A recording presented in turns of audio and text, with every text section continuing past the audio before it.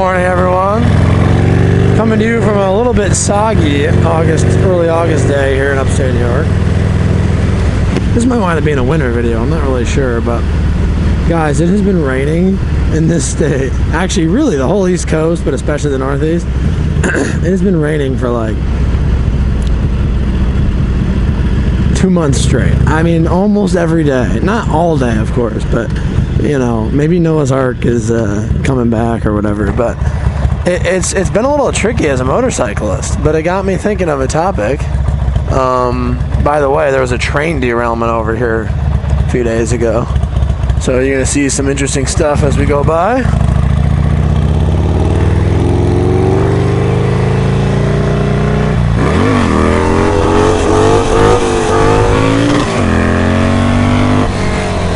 Dude's ripping. It's a V6 Mustang. I know that because I've seen this guy before. But anyway, so what happened with the whole derailment deal? Oh wait, am I past it? No, we're coming up there. I don't know what the cause was, but you can see it on the news. The train just like scissored, you know, like accordion off the tracks. So not good, not good. Yeah, it was quite the thing to see. This whole direction of the road was closed for a while. You can only see it coming east, or coming west, excuse me, because the east was closed. So I actually did see it because I came home. So that was pretty neat.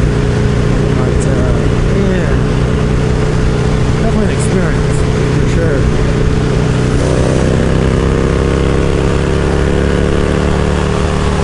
It's ripping. So yeah, the train just folded. All the cars just like folded on each other off the tracks. I don't think it was a cargo train. It wasn't a passenger train, so I don't think anybody got hurt. So you know, it sucks, but like that it happened. But it's just money. I'll tell you what. It was neat though to see how many freaking tractor trailers and excavators and just different, you know, crews were out to try to remedy this. Oh, both lanes are open now. I'm gonna stay in the left lane because the right lane was pretty dirty from all the work earlier, but they might have cleaned it all off. Plus it rained. But there were so many pieces of equipment.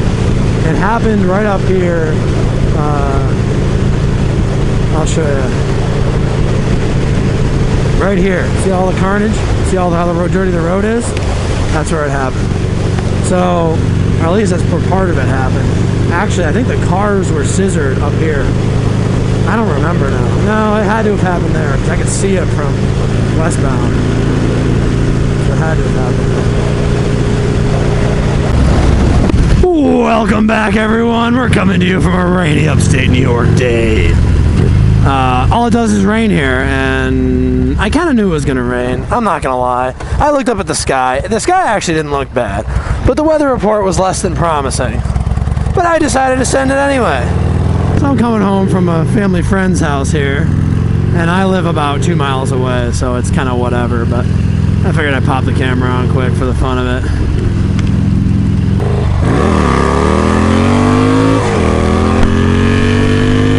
I just love that this thing will do a wheelie in pouring rain. Ridiculous motorcycle. Well, ridiculous tires on this thing, really. You'll love to see it. The Michelin Commander 3 traction.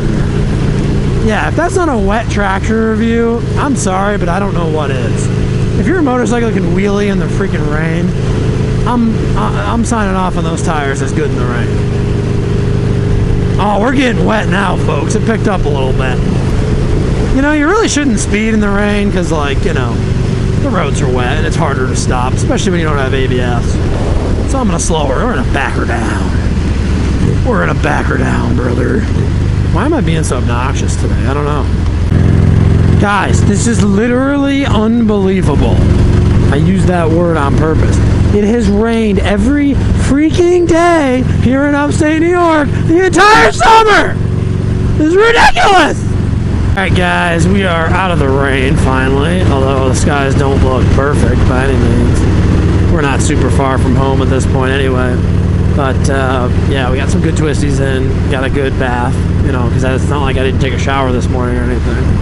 So that was cool. Now it's a little chilly actually with all this water on my body. Too bad I didn't have my more waterproof coat on. It was actually really warm earlier, so I wore the mesh coat with the, you know, armored pads in it. So anyway, it is what it is. Life goes on. Good morning, everyone. Coming to you from a beautiful upstate New York day. It's not raining, which is shocking, and there's no rain in the forecast. So what we're going to talk about today is 3.3 gallons enough fuel. So this is a debate as old as time for Sportster owners. So obviously this bike, and like most of the Sportsters I would say in modern times, came with a 3.3 gallon tank, which actually went a little bit smaller with the addition of the fuel pump, because that takes up a little bit of gas volume, not hugely so, but a little smaller. And then they dropped back down essentially to like a 2.2 gallon tank, or 2.0 for like the 48 back in the day.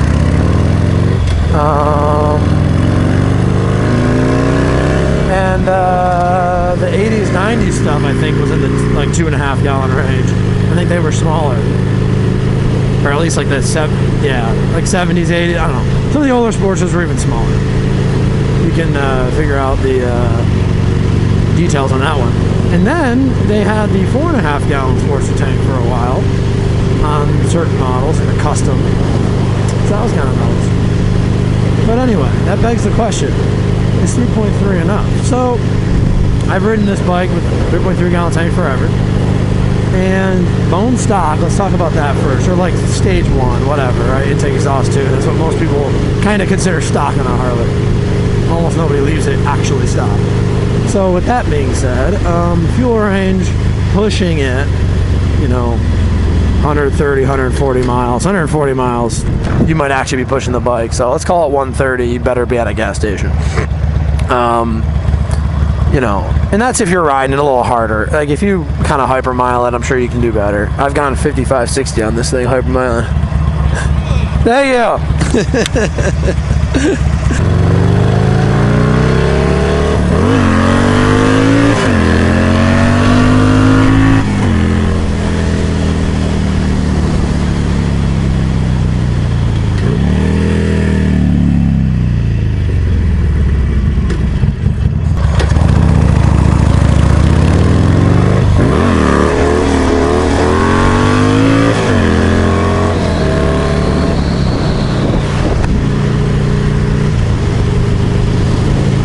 So I think the low 200 mile range is probably the sweet spot, because that kind of allows you to go between any two gas stations, I think, in the world, basically, within reason. You know, Death Valley or something, maybe not, but you know,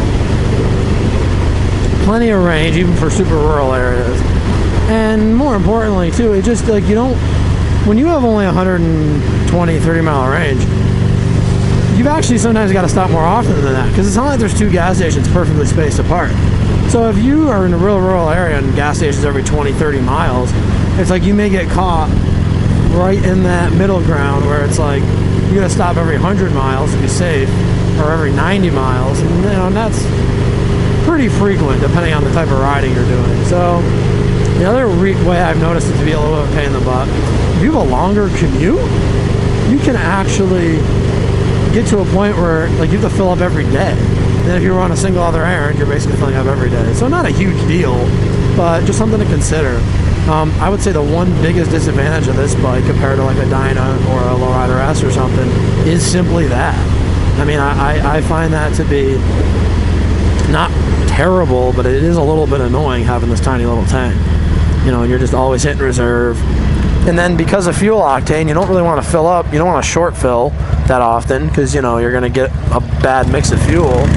So that's the other thing, right? Like, you kind of got to go out of your way to push the tank every time in a way that you wouldn't have to do as much with a bigger tank.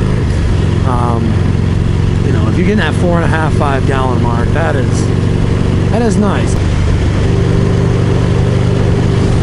So yeah, I think that actually pretty much wraps it up. I mean, That's life with a 3.5 or 3.3 gallon tank. You get about 2.9 to, you can put 3 in it and you won't be pushing the bike. I've never put 3.1 or 3.2 in this bike without literally pushing it into the gas station. So